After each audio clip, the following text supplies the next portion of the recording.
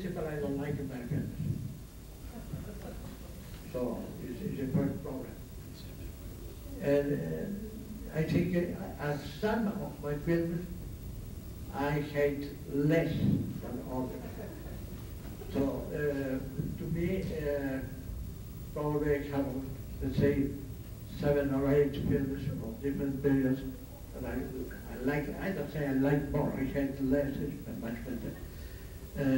Probably are Necronomicon, Black Angel, called after Venus in Paris because of the American distributor. But the real center is Black Angel. And then is Dracula against Frankenstein. And then is Miss Muerte, 5. And then we had Faceless. And then Vampire Blues. Well, my personal favorite is one that we couldn't speak today. Is Broken Dolls. Ah. I think I like a lot my part in this film, and I like a lot my part in Blank Target also. And my favorite film that I made with Jess, I think is Lord Never Exorcist. You know, my problem is I work in the script, I shoot the film, I shoot through the camera too because I do myself the camera, and then we, with Lena, we make the edition and the post-production. So I know all the faults of the film better than anybody in the world. So it's when I start to hate, because I say, oh my God, now it's this thing, that one, and, you know, and a lot of faults always in the film. Hitchcock used to say that a film is not what the box contains, but what the normal people see the first time they watch a film. Or the second time they are maniacs of cinema, you say. And it's true, because the fourth or the fifth time you start to discover little things, but nobody cares, because stupid small details. But for the guys who made it, like it's my case, are mountains. Each small thing, say, oh my God, and now it's shit. But with a little money, you have good ideas, and you have bright people with you, and young people. You can do things which are, I don't say perfect, because the perfection, number one, doesn't exist for me. But anyway, if you shoot very quickly with few elements to the perfection, it's impossible to get. But you can get something sympathetic, interesting, kind of fresh. You can treat other kind of subjects that normally we have to treat in the important films. Because as a matter of fact, the great films, the stories are the same stories since the cinema was born. I could came back to something that I learned from not big, but quite big American producer, the AIP people, that they like it very much. They like it, I'm talking about 25 or 30 years ago, to make it back-to-back films. So to shoot one, and when the crew is in a very good, mood and everything goes easily, is to start another one, to shoot two together, not two at the same time, but to finish one on Saturday, to start a new one on Monday. When I made Dracula and Dracula against Frankenstein, and then I made the other Frankenstein, so I was in the atmosphere of the let's say, the famous Gothic horror story. And I like it very much, an idea which is also in another novel of Bram Stoker, called something like The Visit of Jonathan Harker, I think is the title, is the idea of the meeting of those two so different personalities, like the vampire and a normal man who can, in the case of Dracula, just to sell for him the house and then to buy another house somewhere else. And it was kind of just a kind of commercial report. But in the other Jonathan Harker short story is mostly the origin of the interview to a vampire, the most recent film. The idea is a journalist trying to find a vampire, to ask him a lot of questions and to know how he became a vampire, and so I think this idea is very beautiful.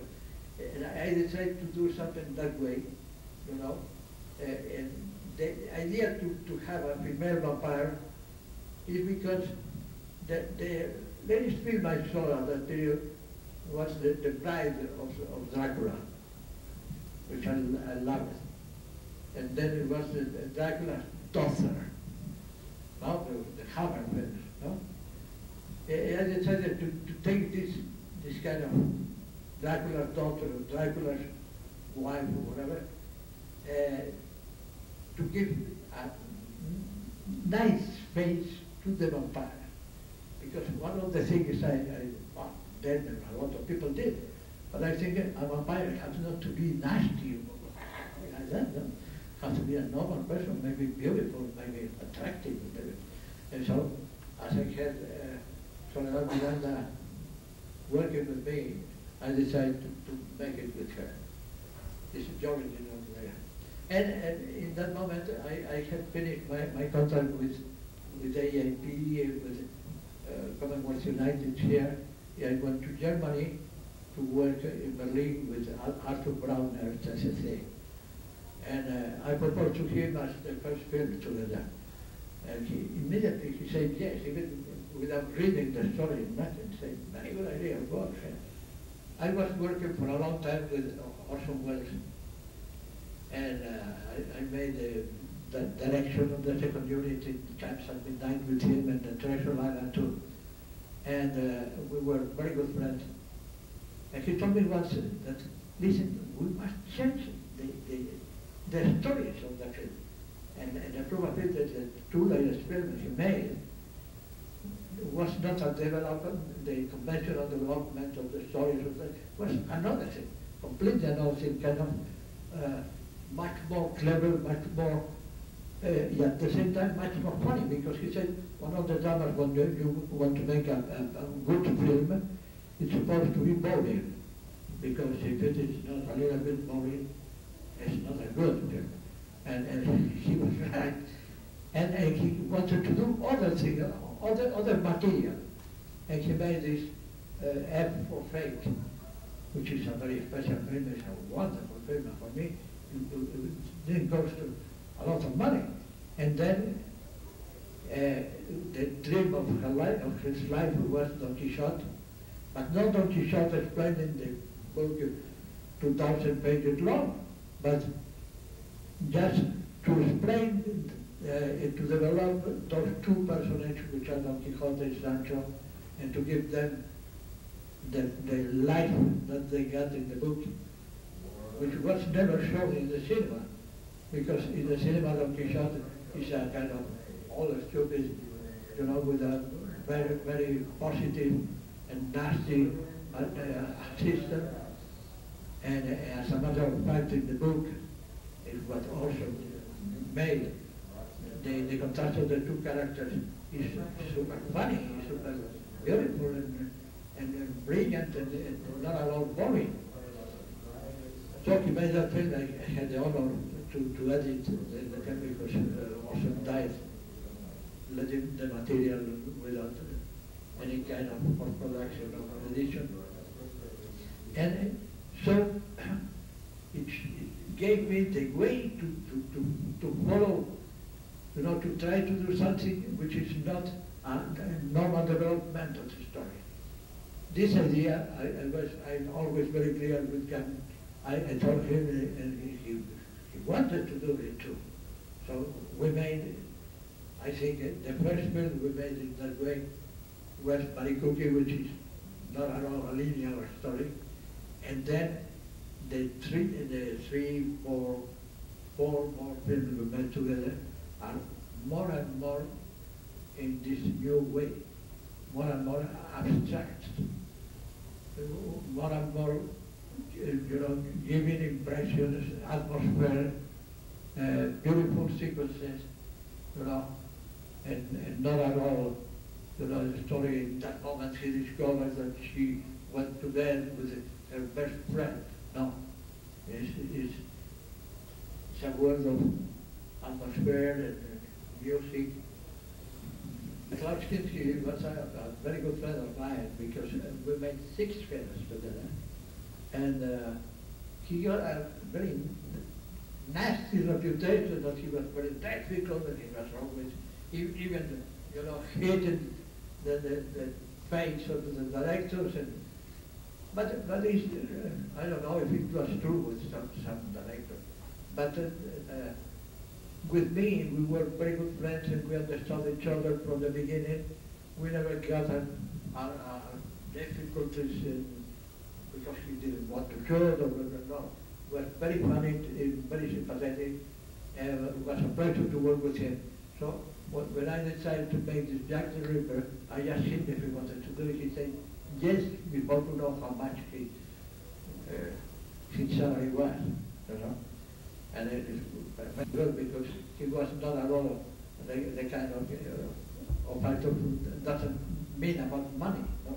It was very difficult for this. And that proved that our relationship was very nice, and I thought that he was perfect to play Jack the Ripper. Why I decided to make another version of Jack the Ripper is when the Scotland Yard opened, a lot of things which were supposed to be secret, and it was a very big chance that Jack the Ripper was from the royal family. Is the reason why he was never killed and he was never captured really by the police, because the police got a chance to get him a lot of times, but the Queen Victoria said, "Oh my God, no, my poor captain," and so when I knew that, is when I decided it was very nice to make this story without any mention about the royal family, but at the end discover the ending of the film. But are you sure I'm going to pay my career because my family will help me to get saved? And I think Klaus got the two elements, the two things. It was fantastic to play that part. Number one, he was a great actor. And second, he was a dangerous player. He was able to be frightened. And I think besides, his name was quite good for the commercial thing.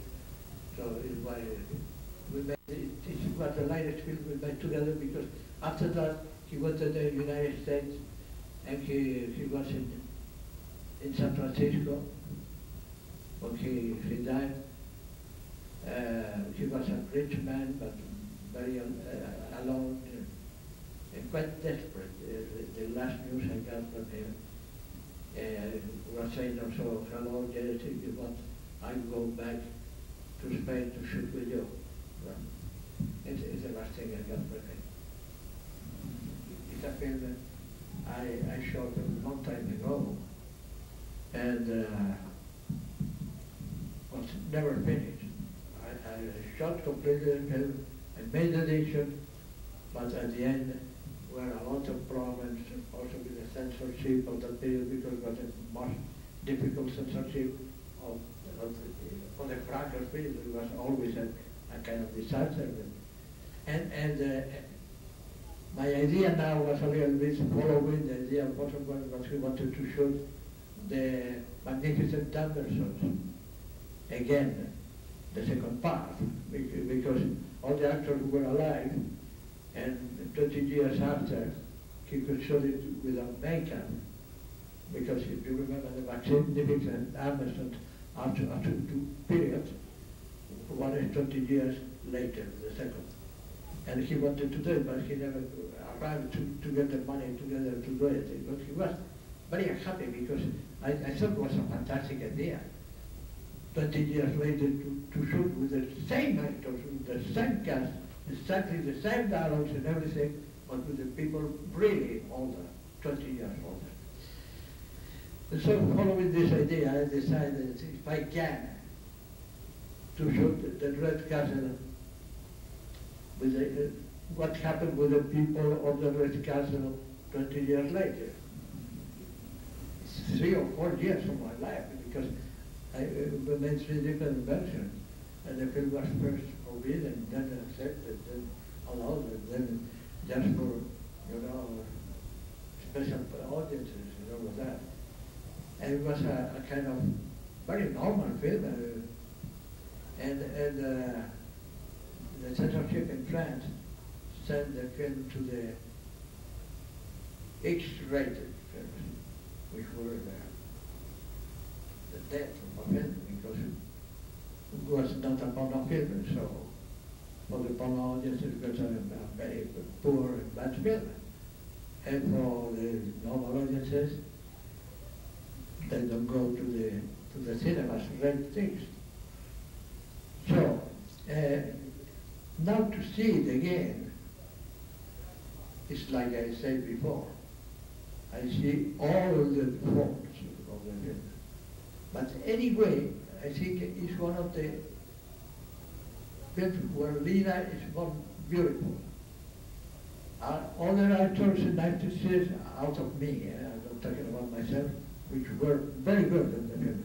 And the atmosphere of the film, I think, is quite good too. Some sequences like the orgy, which are completely out of work, because in this edition we saw together also the producer put a little bit his personality, and I'm not very good, but in general, I think it's better than I thought it was. It's happened to me sometimes that I remember films because of the drama you got what you were shooting, and then you get an impression, oh my God, it's that shit. And then 10 years later you watch it and you say, oh, it wasn't so bad. This is the feeling I got today.